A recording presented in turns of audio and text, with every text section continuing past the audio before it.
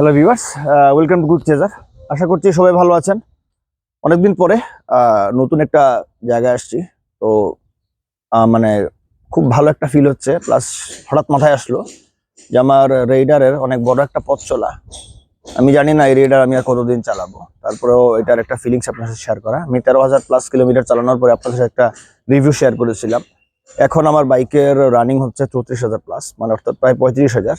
এখন এই 35,000 কিলোমিটার যে চালানোর পথে আমার যে ভালো মন্দ সবকিছু আজকের ভিডিওতে শেয়ার করব। আশা করছি সবাই আমার সাথে থাকবেন এবং পুরো ভিডিওটা দেখবেন। আর যারা রেইডার কিনতে ইচ্ছুক, রেইডার যাদের ভালো লাগে অথবা যারা রেইডার চালাচ্ছেন, তাদের জন্য আজকের ভিডিওটা খুবই মানে ভালো একটা ভিডিও হতে চলেছে, খুব দরকারি একটা ভিডিও হতে চলেছে। আশা করবো ভিডিওটা সম্পূর্ণ দেখবেন। তাহলে ভিউয়ার্স, যেটা বলছিলাম আপনাদের সাথে, যে আসলে 35,000 কিলোমিটারের একটা লম্বা পথ চলা। ছোটোখাটো আমি একটু বেশি চালাই হয়তো বা এই কারণে, প্লাস 3 বছরের মতো প্রায় হয়ে গেছে। 3 বছরের ভিতরে আমার 35,000-এর মতো হয়ে গেছে চালানো। এখন এই বাইকের ভালো দিক খারাপ দিক নিয়ে আজকে কথা বলবো কিছুক্ষণের মধ্যে। আমি চাইছি যে যত বেশি শর্ট করা যায় ভিডিওটা, লং ভিডিও অনেকের ভালো লাগে না, এটা আমি জানি। তো প্রথমে যদি বলি বাইকের ভালো দিকগুলো আপনাদের শেয়ার করি। ভালো দিকগুলো প্রথমে বলি যে যারা একটু ভালো পিক আপ চান, 1 নম্বর কথা, একটু ভালো পাওয়ার চান, যেন আমার সিসি একটু কম হবে এবং ভালো একটা পিক আপ হবে আমার, যেটাকে আমরা মানে বলি খাড়া টান বলি না, ওইরকম একটা খাড়া টান যারা চান তারা এই বাইকটা চুজ করতে পারেন। এই খাড়া টানার জন্য স্যাক্রিফাইস যে আর কিছু নাই তা না, স্যাক্রিফাইসও কিছু করতে হবে। এরপরে বাইকের ডিজাইন, তো এটা নিয়ে আসলে কথা বলার কিছু নাই। বাইকের design is very good, very aggressive. যদিও বর্তমানে এটার কিছু কম্পিটিটর মার্কেটে আছে, NS125 বা এক্সট্রিম 125R, কিন্তু যখন এটা বের হয়েছিল তখন এটার লুকসের সাথে কম্পিটিটর কোনো বাইকই ছিল না। সুতরাং এটার ডিজাইন নিয়ে কোনো কথা হবে না। যারা একটু এগ্রেসিভ ডিজাইনের বাইক পছন্দ করেন, মানে এটা আপনার ভেরি করে পার্সন টু পার্সন। আমার কাছে মনে হয় যারা একটু এগ্রেসিভ ডিজাইন পছন্দ করেন তার জন্য এটা একটা খুব মানে আকর্ষণীয় একটা বাইক হবে।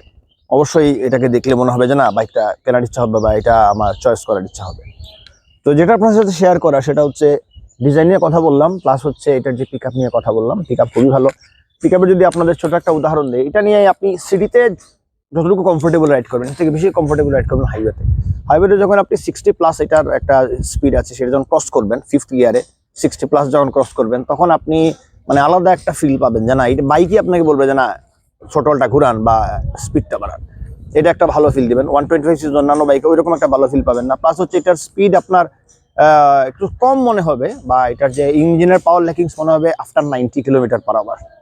স্পিড যখন 90 পার হয়ে যাবে তখন এটার আপনারা পাওয়ার ল্যাকিংসটা ফিল করবেন। অবশ্যই 125 সিসি ইঞ্জিন, যেহেতু ইঞ্জিন ছোট, আপনার পাওয়ার ডেলিভারি মানে 150 সিসির মতো হুবহু হবে না। যদিও এটার পাওয়ার ডেলিভারি অন্যান্য 125 সিসি থেকে যথেষ্ট ভালো, মানে হাই এন্ড টর্কে কথা বলছি। লো এন্ড টর্কও ভালো, হাই এন্ড টর্কও ভালো, কিন্তু 90 পরে স্পিডটা খুব আস্তে আস্তে বাড়ে, খুব একটা কুইক র্যান্ডমলি বাড়ে না। এই হচ্ছে স্পিডের ব্যাপার, বা যেটাকে টান বলি সেটা। ডিজাইনের ব্যাপারে বললাম। আর অনেকে আপনার মাইলেজের দিক দিয়ে বলেন, আমি বলবো মাইলেজের দিকে ভালো এবং খারাপ দুইটাই বলা যায়। এটার ইঞ্জিনের যে স্পেসিফিকেশন আছে, যদি আপনার গুগল করে দেখেন, তাহলে ওই অনুসারে আমার কাছে মাইলেজটা বেটার মনে হয়েছে। আমি বেস্ট বলবো না, বেটার মনে হয়েছে। এইসব ক্ষেত্রে আবার হোন্ডার যে 125 সিসি বাইকগুলো, সেগুলো একটা বেস্ট মানে ভ্যালু দেয়, রেজাল্ট দেয়। কিন্তু আপনার এটা থেকে বেস্ট মাইলেজ আপনারা আশা করতে পারেন না, বেটার মাইলেজ আশা করতে পারেন।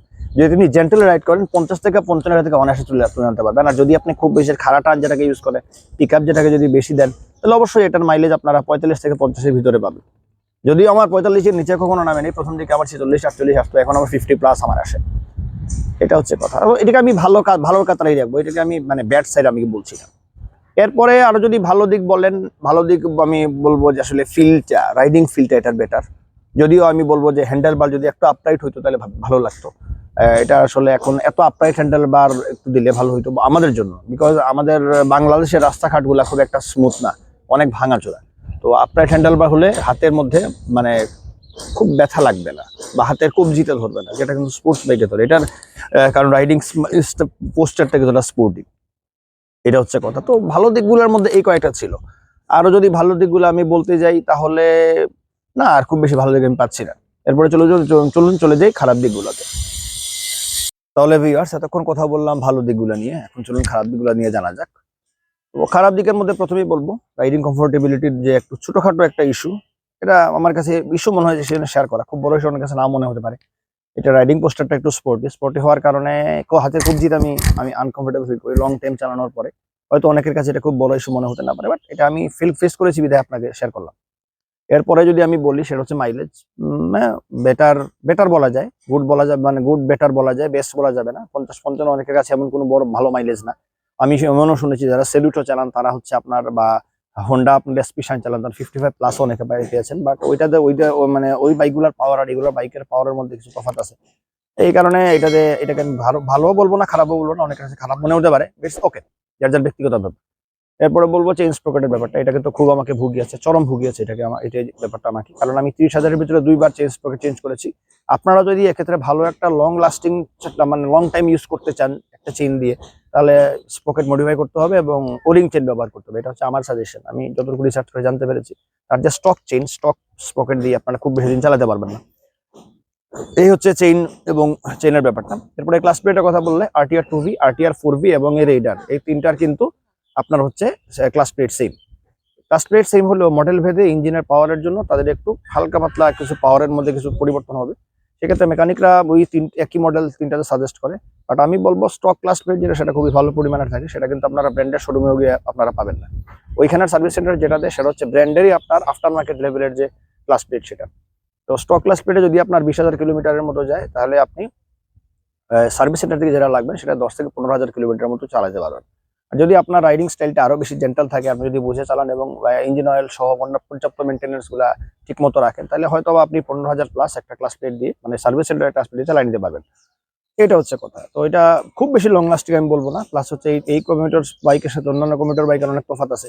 এই কমিউটার বাইকে আপনি বেশি প্রেসার দিতে পারবেন না, পিছনের সাসপেনশনে আপনাকে ভোগাবে। অন্যান্য কমিউটার বাইকের মতো একবারে যে আপনি কাজ না করে 1 বছর 1.5 বছর চালাইতে পারবেন, ওই গ্যারেন্টি আমি দিতে পারছি না। এটা থেকে মাঝে মধ্যে সার্ভিস সেন্টারের কাছে নিতে হবে, মেকানিকের কাছে চেকআপ টেকআপ দিতে হবে, নইলে কিন্তু এই বাইক থেকে আপনারা লং টাইম সার্ভিস পাবেন।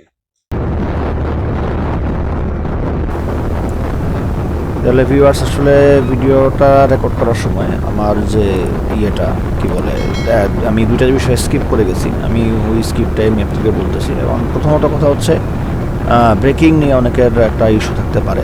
প্রথমত বলে দিই, টিভিএসের যে রেমোরা টায়ার আছে, এগুলো কিন্তু হার্ড কম্পাউন্ডের টায়ার। এগুলা বেটার মাইলেজের জন্য মানে তৈরি করা হয়েছে।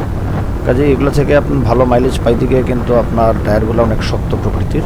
সো মানে বালু দেখলে একবার সচেতন হয়ে যেতে হবে, বালু দেখলেই খুব সচেতনভাবে চলতে হবে, নইলে কিন্তু আবার চাকা স্কিড করবে। আর গ্যারান্টি দিয়ে বলতে পারি, এখানে যে সিবিএস ব্রেকিং নামে যে মেকানিজমটা ব্যবহার করা হয়েছে, সেটা 50-60 স্পিডে এটা কন্ট্রোল করার জন্য ঠিক আছে। বাট স্পিড 60+, 70+ থাকলে ওই সিবিএস আসলে খুব একটা কি বলবো এটাকে, এটা খুব একটা মানে না, কার্যকর না আর কি, এটাকে আমি সোজা কথা বলবো। এক্ষেত্রে সিঙ্গেল চ্যানেল ABS FI আমরা এটার একটা আপডেট আমরা আশা করতেই পারি। আর সো আমি ব্রেকিং এটাকে খুব মানে ভালো ব্রেকিং বলবো না, এটাকে এভারেজ বা এভারেজ ব্রেকিংই বলবো। টায়ারটা অবশ্য যদি MRF বা এরকম সফট কম্পাউন্ডের টায়ার আপনারা ইনস্টল করেন না, তাহলে সেক্ষেত্রে ব্রেকিংটা একটু ইমপ্রুভ হবে। এরপরে যে কথাটা হচ্ছে সেটা হচ্ছে সার্ভিস সেন্টার, ওটা সার্ভিস এবং পার্টসের ব্যাপারে। টিভিএসের পার্টস নিয়ে কোনো ইস্যু নাই, আপনারা বর্তমানে বাংলাদেশের ম্যাক্সিমাম জায়গায় টিভিএসের পার্টস পান। সমস্যা হচ্ছে সার্ভিস কিন্তু সব সার্ভিস সেন্টার সমান না, আবার সব সার্ভিস সেন্টারের সকল মেকানিকও সমান না। প্রত্যেকেরই অভিজ্ঞতার একটু তারতম্য থাকে। প্লাস হচ্ছে যে সব সার্ভিস সেন্টারে আবার সব পার্টস অ্যাভেলেবল থাকে না। কিছু সার্ভিস সেন্টার আছে লোকাল, কিছু সার্ভিস সেন্টার একটু গ্লোবাল, তাদের কাছে স্টক বেশি থাকে, এইসব নিয়ে ইস্যু। সো ওদের সার্ভিস সেন্টারের আমি রিভিউ আমি হিসাবে দেবো এভারেজ রিভিউ। কাজে এই হচ্ছে আমার টিভিএস রেইডারের যে যা ব্যবহার করলাম বা যা ইস্যু পেলাম বা যা ভালো লেগেছে সব কিছু। তো ভালো খারাপ মিলিয়ে বললাম, আমি এমন না যে সব ভালো, এমন না যে সব খারাপ, আমি হেটারও না, আমি আবার এটা লাভারও না, বাট আমি ইউজ করলে যা যা প্রবলেম পেয়েছি সেটা শেয়ার করেছি। তো আশা করছি রেইডারের সাথে আরো ভিডিও আপনাদের সাথে শেয়ার করবো। সবাই ভালো থাকুন, ধন্যবাদ।